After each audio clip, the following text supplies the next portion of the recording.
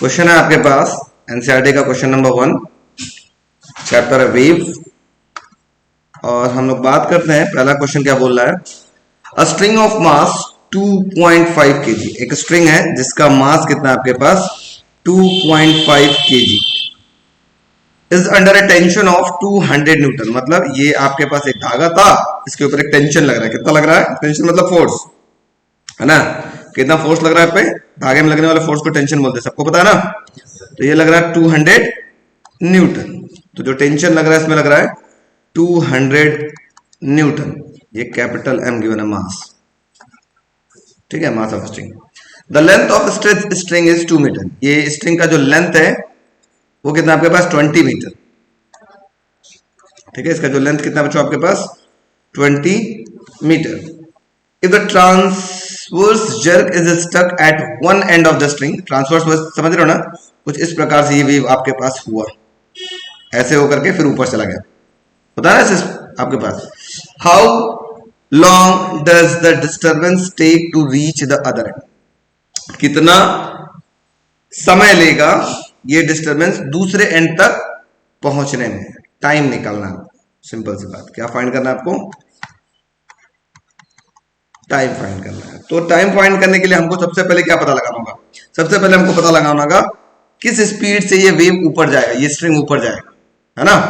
तो पहले हम लोग को स्पीड निकालना होगा। Velocity of sound, velocity of sound in a stretched string का शायद फॉर्मूला आपको याद होगा। v इज इक्वल टू था अंडर रूट के अंदर t अपॉन में स्मॉल m। स्मॉल m क्या था? स्मॉल m था mass per unit length, m by L. याद आ रहा है कुछ?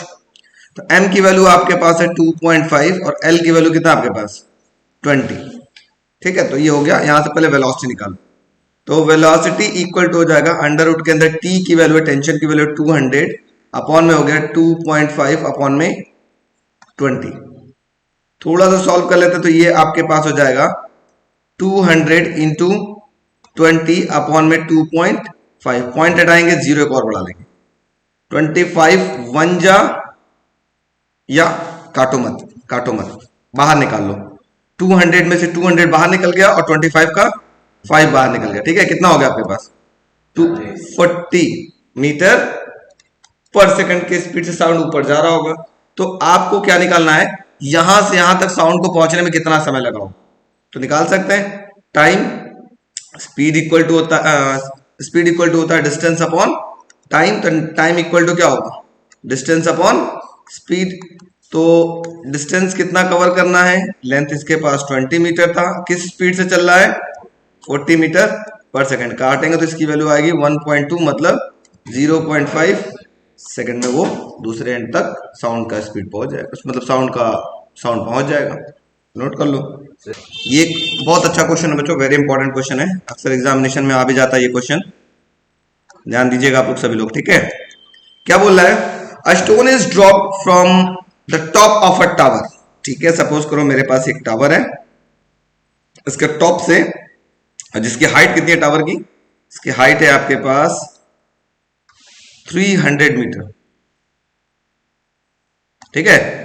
इस हाइट से किसी स्टोन को क्या किया जा रहा है, ड्रॉप किया जा रहा है। ड्रॉप किया जा रहा है, इसका मतलब इनिशियल वेलोसिटी कितना दिया जाएगा, 0। ड्रॉप मतलब जस्ट छोड़ना, है ना। छोड़ा गया, यहां से एक स्टोन को छोड़ा गया 300 metre high, splashes into the water of a pond. यहां पर इसके जस्ट बगल में एक सपोज करो पॉन्ड है आपके पास, ठीक है। ये आपके पास एक पॉन्ड है, ये मान लो इसके बगल में से सटा हुआ पॉन्ड है। गया तो एक आवाज आई, पानी में जाएगा तो स्प्लैश का आवाज आएगा ना, कुछ आवाज आया था छपाक से, आवाज आई। Near the base of the tower, tower के बेस के पास। When is the splash heard at the top given that the speed of sound in air, मतलब इस टॉप पर कोई इंसान खड़ा है, उसको आवाज कब सुनाई देगा, अगर आपको साउंड की स्पीड यहां दे रहा है कितना 340 मीटर पर सेकेंड। होता है तो इसमें एयर रेजिस्टेंस में तो काम कर रहा होगा, ठीक है। तो बस यहां से एक स्टोन ड्रॉप हुई, तो एक तो स्टोन को आने में समय लगा, ठीक। फिर एक बार यहां से साउंड गई होगी, अब स्टोन तो ऊपर नहीं जा रहा है, अब यहां से वापस क्या जा रही होगी, साउंड जा रही होगी, तो दोनों टाइम निकालेंगे। पहले स्टोन को इस पॉइंट तक जाने में समय, फिर यहां से साउंड को आने में समय। टोटल समय के बाद ही हमको क्या होगा, साउंड सुनाई देगा। ठीक है, तो सबसे पहले निकाल लेते हैं time taken by stone to reach in pond. Pond में जाने के लिए कितना समय लगा होगा, तो एक फॉर्मूला लगा लेते हैं। क्योंकि ऊपर से नीचे गिर रहा है और ड्रॉप जस्ट ड्रॉप हो रहा है, तो यू की वैल्यू 0 है, तो हम लोग फॉर्मूला यूज कर लेते हैं, S is equal to u t plus half g t square. लगा सकते हैं क्या? चलो, एस की जगह हो जाएगा एच, जिसकी वैल्यू हो गई 300। इनिशियल वेलोसिटी कितना है, 0 इंटू टी प्लस 1/2, जी की वैल्यू हो गई 9.8 इंटू टी स्क्वायर। लिख सकते हैं क्या? थोड़ा सॉल्व कर लेते हैं, तो ये आ जाएगा आपके पास, या T1 का स्क्वायर लिख लेते हैं, सिर्फ नीचे जाने का टाइम बात कर लेते हैं इसको। ठीक है, T1 बोल लेते हैं, तो यह कितना मिल जाएगा आपके पास, ये तो 0 हो गया पूरा का पूरा, ये हो जाएगा 600 अपॉन में 9.8 इज इक्वल टू T1 का स्क्वायर। ठीक है, इसको थोड़ा सॉल्व कर लेते हैं, तो T1 की वैल्यू लगभग आ रही है, T1 इज इक्वल टू हो जाएगा आपके पास अंडर रूट के अंदर 600 अपॉन में 9.8। सॉल्व कर लेंगे तो T1 की वैल्यू मेरे पास लगभग आ रहा है 7.82 सेकेंड। ठीक है, ये किसके लिए टाइम निकला है, ये पत्थर नीचे जा रहा है। अब कौन ऊपर आ रहा है, साउंड ऊपर आ रहा है ना। Time taken by sound to reach at the top of building. Sound ऊपर आने में कितना समय लगा, तो टोटल टाइम आपको निकालना है। अभी टोटल टाइम नहीं निकाला है, अभी सिर्फ बात कर रहे हैं ऊपर जाने में साउंड को कितना समय लगा, तो T2 निकाल लेते हैं। तो स्पीड इक्वल टू होता है, स्पीड इक्वल टू क्या होता है, डिस्टेंस अपॉन टाइम। तो टाइम इज इक्वल टू क्या होगा, डिस्टेंस अपॉन में स्पीड, डिस्टेंस अपॉन में स्पीड। तो डिस्टेंस कितना ऊपर जा रहा है, 300 मीटर। किस स्पीड से जा रहा है, साउंड की स्पीड से जा रहा है, जिसकी वैल्यू कितना है 340 मीटर पर सेकेंड। ठीक है, इसको T2 बोल लेते हैं। इसको सॉल्व कर लेते हैं, तो इसकी वैल्यू लगभग आ रही है 0.88 सेकेंड, 0.88 सेकेंड। तो टोटल टाइम कितना लगेगा बताओ, हाँ, टोटल टाइम टेकन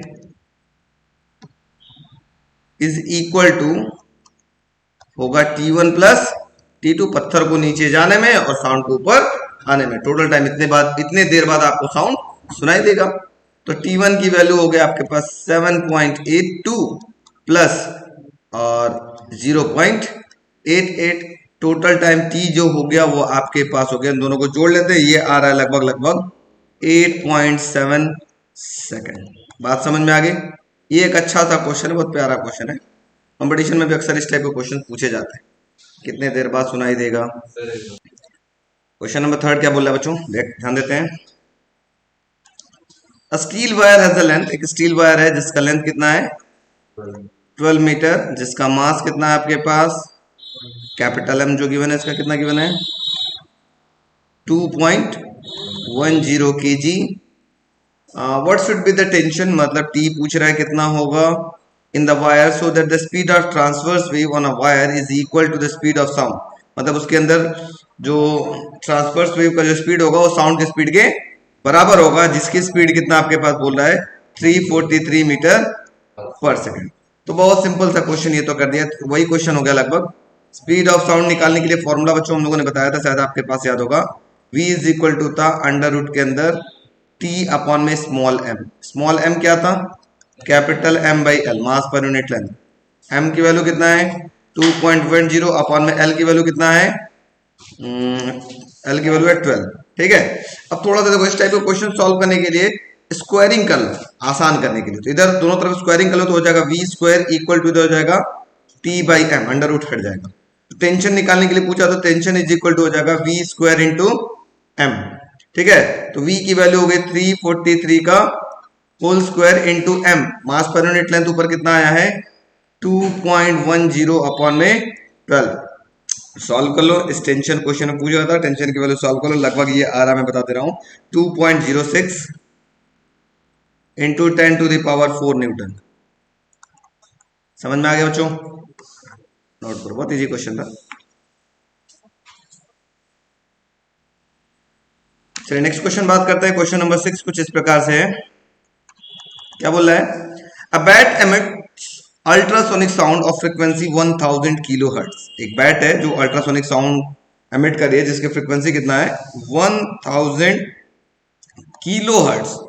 तो सबसे पहले हम इसको ऐसे लिखेंगे, 1000 और किलो को चेंज करेंगे तो 10⁻³ हर्ट्ज हो जाएगा, मतलब टोटल हो गया 10⁻6 हर्ट्ज। ठीक है, in air. If the sound meet at the water surface what is the wavelength? ध्यान से सुनो बच्चों, बहुत अच्छा प्यारा सा क्वेश्चन है।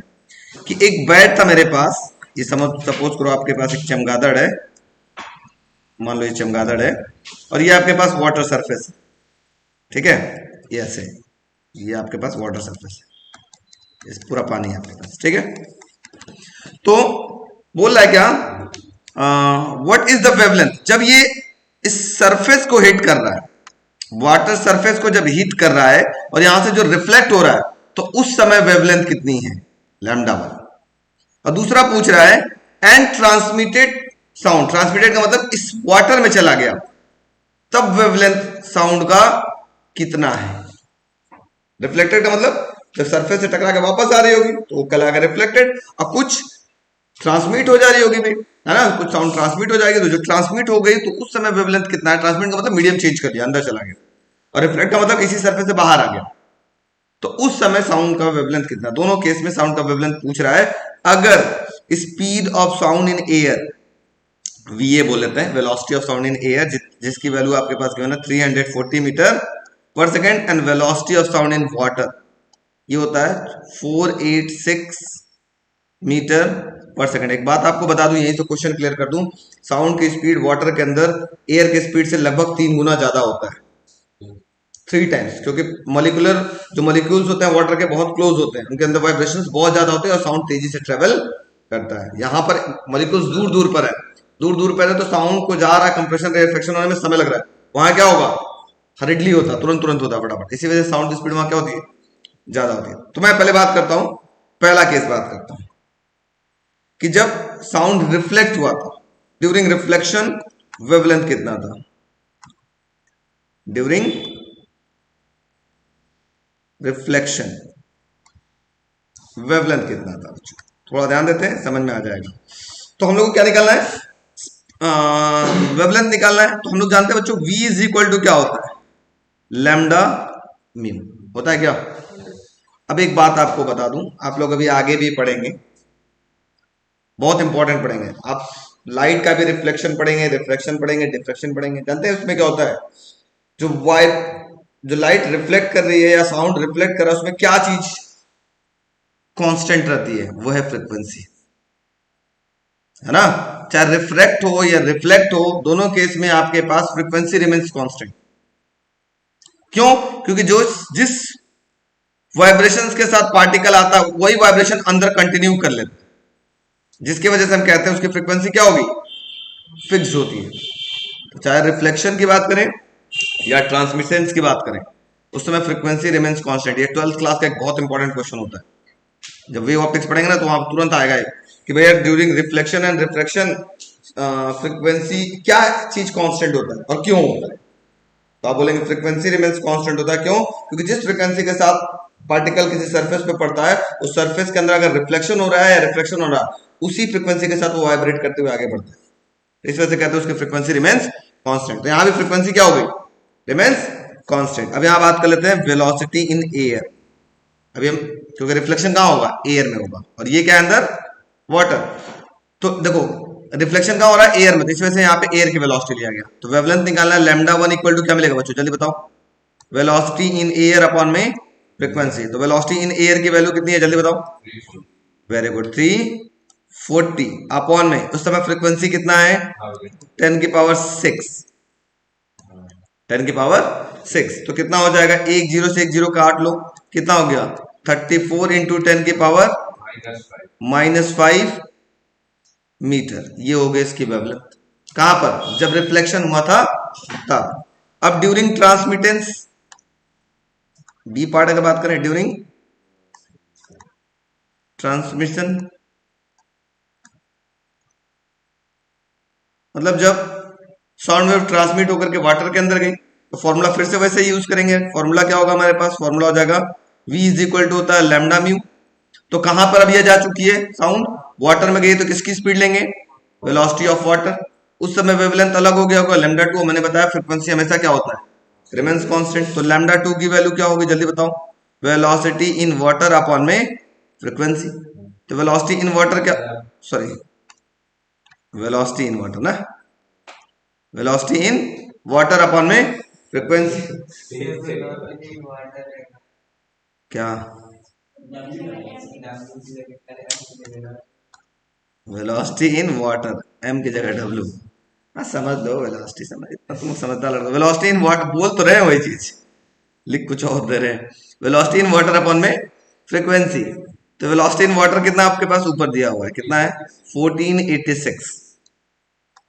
1486 अपॉन में फ्रीक्वेंसी कितना था? 10 की पावर 6। मतलब क्या होगा?